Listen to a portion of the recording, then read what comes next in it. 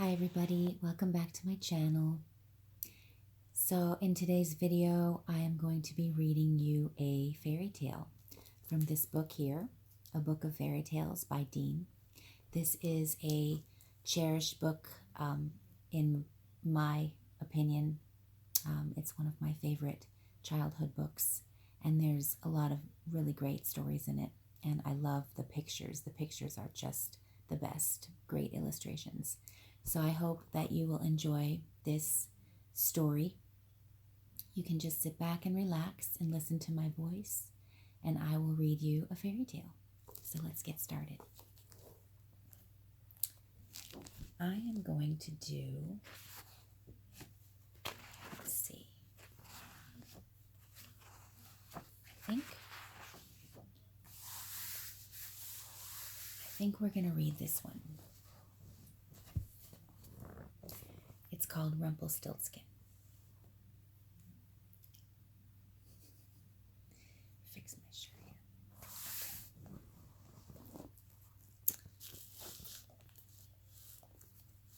Here we go. There was once a poor miller who had a daughter.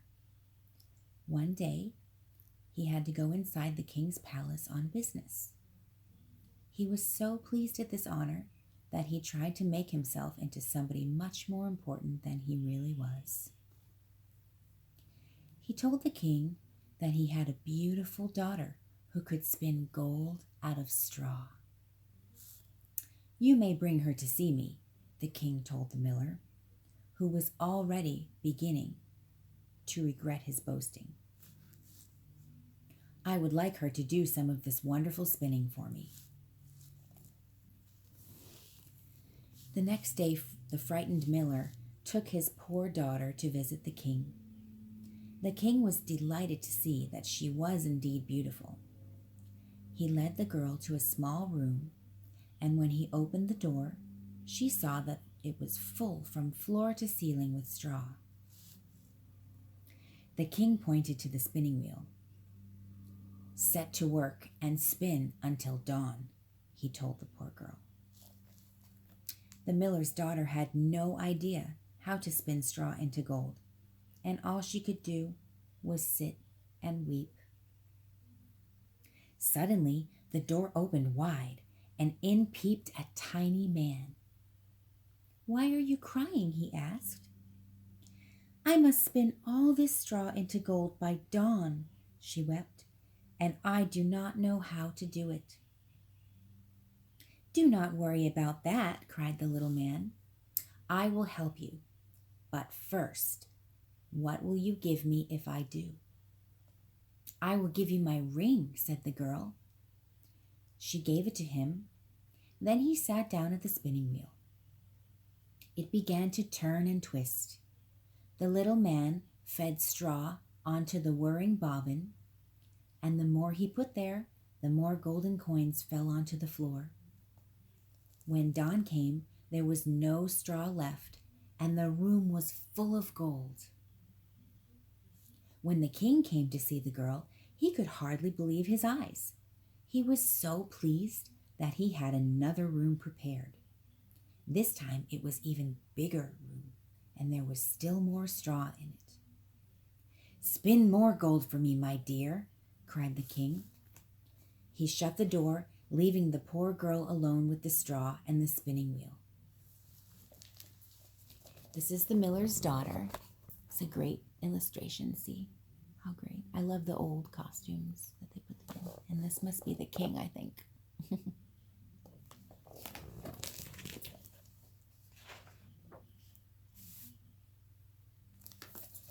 She did not know what she was going to do without the little man's help and began to cry. The door opened a crack, and he peeped round at her once more. "What will you give me this time if I spin the straw into gold for you?" he asked. "I will give you my necklace," cried the girl happily. The little man took the necklace, and he sat down at the spinning wheel. Whir, twist, and twirl went the wheel. The bobbin caught in the straw and cast it out again in the shape of hundreds of golden coins, just as it had done before. When dawn broke, all the straw had gone, and the room was full of glittering gold. This time, the king was so overjoyed that he had a still larger room filled with straw, which was tightly stacked from floor to ceiling. "If you spin all this straw into gold, I will make you my queen," he cried to the miller's daughter. The girl knew that she could not do it without the little man's help, and waited hopefully for him to appear. And sure enough, he came. "What will you give me this time if I spin the straw into gold?" he asked. "Alas, I have nothing to give," wailed the girl. "Then promise me that when you are queen, you will give me your first son," demanded the little man.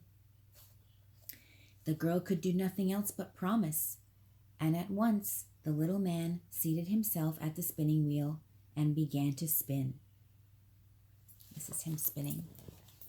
That's Rumpelstiltskin spinning. The wheel whirred until the room was full of gold. Then the sun shone in through the window, and the little man went away. The rich king kept his promise, and he made the miller's daughter his queen. A year later, a son was born to the queen, and she was so happy that she forgot all about the little man and her promise to him, until one day he appeared in her room and pointed to her baby. "Give me the child as you promised," he cried. The queen begged him to take anything except her baby, and as he felt rather sorry for her, he told her that if she could guess his name within 3 days, she could keep her son. The queen tried all the names she knew, but could not guess the little man's name, and he went away. He came the next day, and she tried with hundreds more, but the little man's name was not one of them. Before the 3rd day dawned, the poor queen sent a messenger all over the land to bring back all the strange names he could find, but there were none left.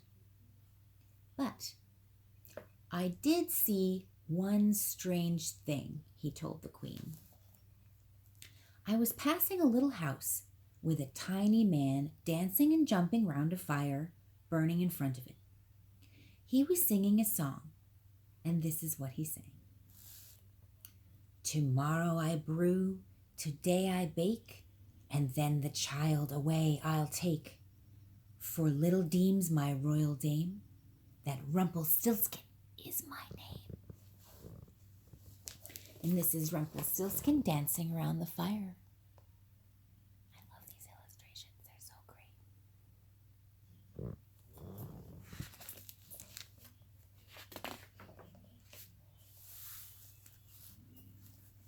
The queen was delighted to hear this strange name and was very happy when the little man came the next day.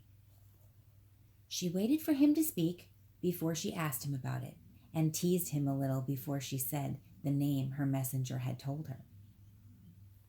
"Now, dear lady, what is my name?" asked her visitor. Is it Harry?" she asked. "No," the little man laughed. "Is your name Conrad?" she asked. No," cried the little man. "Is your name DJ?" No," shouted the little man. "Then your name is Rumpelstiltskin," said the queen. "Some witch told you that! Some witch told you that!" cried the little man.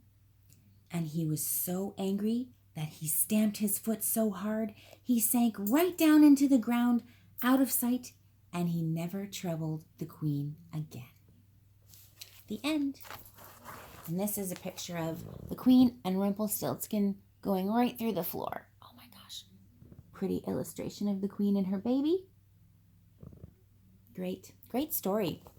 these fairy tales are so good.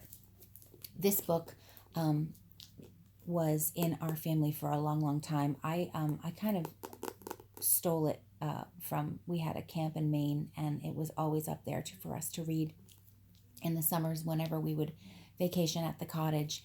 And I loved this book so much that I took it. So it's still in the family. I hope that my family is not mad at me for taking it, but this book is great. There's lots of great fairy tales in it. The illustrations are wonderful. So I will probably be planning on reading more stories from this book and doing more videos. I hope you enjoyed this one. And thanks again for watching. I appreciate everyone who subscribed to my channel, and I hope to get more subscribers, maybe more public subscribers if I can get my name out there. I don't know. We'll see. So thanks again for joining me, and we'll see you in the next video. Bye-bye.